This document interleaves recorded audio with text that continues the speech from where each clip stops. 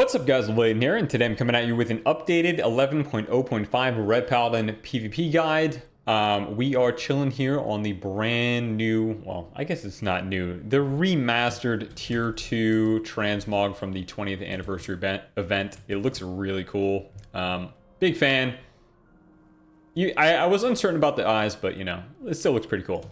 Alright, let's get into the guide. The first thing I'm going to talk about here is talents. And first off, a little bit different than my first red guide. We are now playing Templar primarily for ret in PvP, which I'm pretty happy about. Templar is my favorite of the two specializations. It is very bursty, it is pretty tanky, and it plays differently than Herald. So if you guys are coming over from some of my Herald guides in the past, I definitely recommend trying out Templar for the first time because it feels very good. All right, the first thing I'll talk about here is the Paladin side of the talent tree.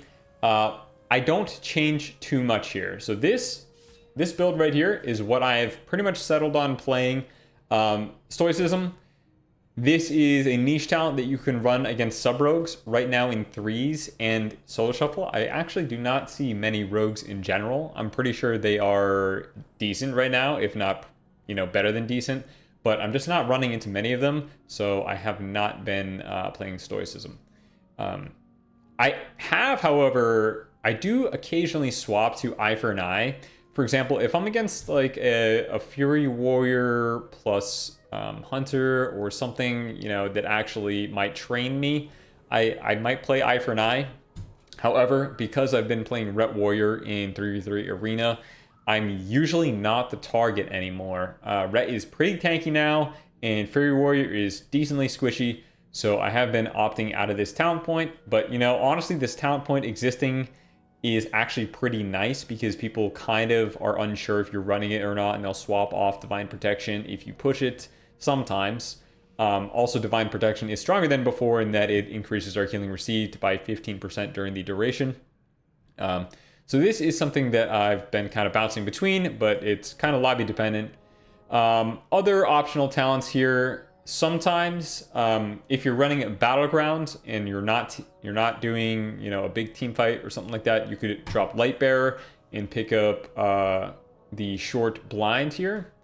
You could also drop the Forbearance talent. I personally really love playing this Forbearance talent, especially in BG Blitz. It can help you cycle between your defensives a lot faster. And I also typically play with an HPAL in 3s as of late. But if for whatever reason you're not playing with an HPAL or you don't want Holy Reprieve, you could honestly just opt in for Eye for an Eye down here. Now, Eye for an Eye is not important to the degree where I would actually warrant picking up Spellbreaker, because typically if you want that third PvP talent and you're fighting spellcasters, you're just going to pick up Spellwarding. It's not really worth sacrificing or Reckoning or Blessing of Sanctuary to make Eye for an Eye just like a little bit better into spellcasters. You might as well just pick up Blessing of Spellwarding. Now over to the Retribution side here. Nothing changes from what I play here. Almost nothing even changes when I play Herald as well. One thing you guys might notice is that I'm not running Templar Strikes anymore, and that is because I'm playing 2 out of 2 Zealot's Fervor and Crusading Strikes in order to extend Shake the Heavens for as long as I can with Templar. This allows us to reset our Hammer of Lights, and sometimes, you know, when we get that reset, we can double Hammer of Light if it lines up with the Wake of Ash, which I'll talk about in the future damage rotation section. But more or less, this is a little bit more reliable for maintaining your higher calling. In addition to that, Blizzard decided to change Templar Strikes. Apparently, there was a bug making it do more damage than intended, so it actually took a nerf recently in a hotfix. I do still think that it's decent if you're playing Herald of the Sun, because that is a more consistent damage-based playstyle where, you know, the added damage over time effect in the initial hit of Templar Slash is actually pretty strong still. However, I don't think you can really take Templar strikes as Templar. But yeah, outside of that, these talents don't really change. If anyone's wondering why I'm playing Burn to Ash or Penitence, these two talents, even as Templar, are effective because you can increase the damage of your Empyrean hammers. And then for our optional talents in the Templar tree, you have to run, and I'm going to have to cut this video in just a moment because I am going to play out this game here, and I'll come back to making the guide in a moment. You have to play Zealous Vindication because these two Empyrean Hammers hit single target, very strong, and then also Sanctification. All right, perfect time to cut because I have Sirens. So talking about the hero talents perfectly segues us into the section about gear here. So your best stats in PvP are running versatility, then mastery, and then haste, and then crit. Now, this expansion, all the stats for Ret are pretty close in value in terms of importance. Right now in PvP combat, I have about 30% versatility. After I hit that 30% cutoff with this season's gear, that's about really all you're gonna get without divesting from mastery. And mastery is our best overall damage stat right now, especially with the bonus effect from Hammer of Wrath and Judgment throwing that extra exorcism style damage. Haste, so we actually lost a good bit of haste and CDR with the Paladin tree rework. We no longer have Seal of Alacrity or Seal of Order, which kind of sucks. So I opted to pick up a little bit extra haste. I dropped the mastery from one of my crafted rings, and I put some haste there. And then on all my other gear, I'm pretty much going to be running versatility mastery. I run the 2 set, which I think is perfectly viable. I don't have current plans to run the 4 set for Wake of Ashes. It is nerfed in PvP combat. And then I am planning on changing my my pants out to the versatility mastery pants next week. And then I'll finish off my trinkets or whatever. So I'll just briefly mouse over what I have. And then my gems. Some of you may notice my gems are a little bit different. I have some versatility mastery gems and some mastery versatility gems. The main reason behind that is after I hit the 30% versatility, I wanted to just go straight mastery where I can because of the diminishing return. It's definitely fine to overcap on your versatility, but for my playstyle, I like big one-shots. I like doing a lot of damage, and it takes more points to get a point of versatility than it does mastery. Like right now, we can stack a ton of mastery without hitting the diminishing return cap for Ret Paladin. So to me, it just makes sense to, after the 30%, because of the low amount of secondary stats on Season 1 gear, we're just going to pile into mastery and then pick one of your jewelry slots to get a little bit of extra haste. Honestly, I might go back to running mastery verse on this and just forego the haste, but I did forego it on my alt ret, and it just feels a little bit slow. So for now, I'm gonna hang out with the haste, test it for maybe another week or two, and then give another verdict. For right now, this is what I'm doing with my gear. And then my embellishments, I am Elemental Focusing Lens on my boots and Elemental Focusing Lens on my gloves. And back to talking about the talents real quick. If you run Zealous Vindication, so the reason that I talked about that earlier with the talents is each Empyrean Hammer actually can proc your Elemental Focusing Lens. So if you Hammer of Light a target, and then you get your 2 single target Empyrean Hammers falling on the target as well, those can also have a chance to proc your Elemental Focusing Lens, which deals even more single target burst. So this specialization is not necessarily about high consistent damage, but it's about super high setting up your burst, old school ret one-shots, and it is very, very, very fun. All right, let's get into the rotation real quick. All right, a couple things to note before we get into the damage rotation. So our modifiers for our Hammer of Light are super important. Our current modifiers are Greater Judgment, Holy Flames, Final Reckoning, and Blessing of Dawn. Now, ideally, you always want to hit a Hammer of Light with all 3. And then the 4th modifier, Final Reckoning, you're not always going to have that for your burst, but in your opening rotation for your burst, you definitely will pretty much always have Final Reckoning available, and that allows your Hammer of Light to hit super, super hard. All right, so in the opener of a game, my opener will typically look something like this. I will judge on my way to the target into a Blade of Justice. I will stun the healer into a Final Reckoning, Wake of Ashes for that 1 stack of Blessing of Dawn, Hammer of Light, Divine Toll. If I don't get full holy power, I will immediately hit one Hammer of Wrath into a Final Verdict, Judgment, Final Verdict, and then you really want to try and maintain Shake the Heavens as long as you can. So you're kind of trying to rotate between your Hammer of Wraths and your Blade of Justices without overcapping on holy power. Now, during your Shake the Heavens, your higher calling, so this is your Crusading Strikes, Hammer of Wrath, and Blade of Justice extend this buff. Also, however, you don't want to just infinitely spam these abilities when you're at 5 holy power, because Templar's Verdict will call down 2 Empyrean Hammers, not just 1, on nearby targets during Shake the Heavens. So it's still very important to both maintain Shake the Heavens as long as you can, and also not overcap on holy power, because you do want to be getting out those additional Empyrean Hammers from your Final Verdict, and if they hit single target, fantastic, a lot of damage. And if there are no pet classes around, then your cleave is going to be insane. All right, let me give you guys one more example here.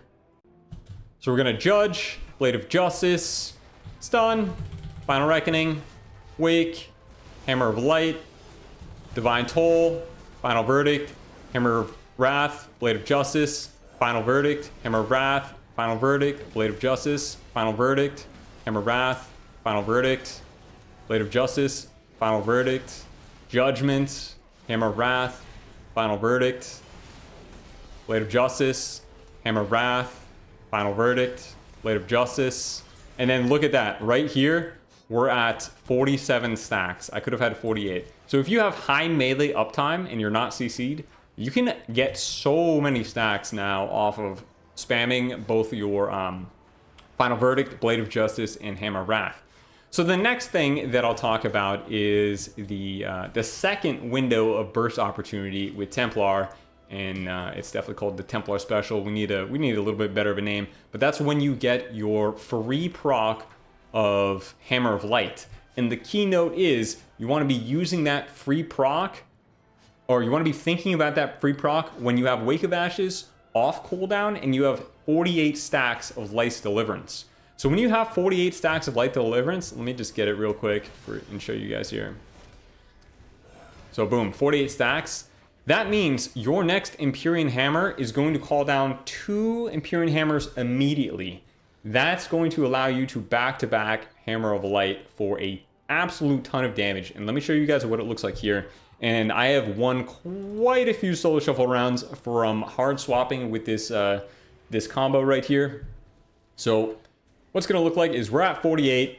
So I'm just going to get a Judge, Blade of Justice, Final Reckoning, Wake of Ashes into double Hammer of Light. 1, 2, Divine Toll, Final Verdict. That is your absolute max, shortest burst window, max damage. I don't know what I'm saying. It's a lot of damage.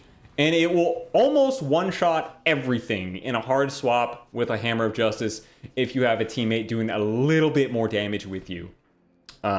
Those Hammer of Lights hit so freaking hard. They hit so hard, and to get them back-to-back in a Final Reckoning setup with a Judgment on the target for both of them is very important. It is like your 1-2 punch, your knockout combo, and I don't see any Templar Paladins really like holding on to this 48 stack window. But guys, the faster you catch on to holding your Wake of Ashes for your 48 stack Light's Deliverance, the sooner your rating is going to skyrocket through getting swaps with kills in PvP. It is so freaking strong, and I hope it doesn't get nerfed.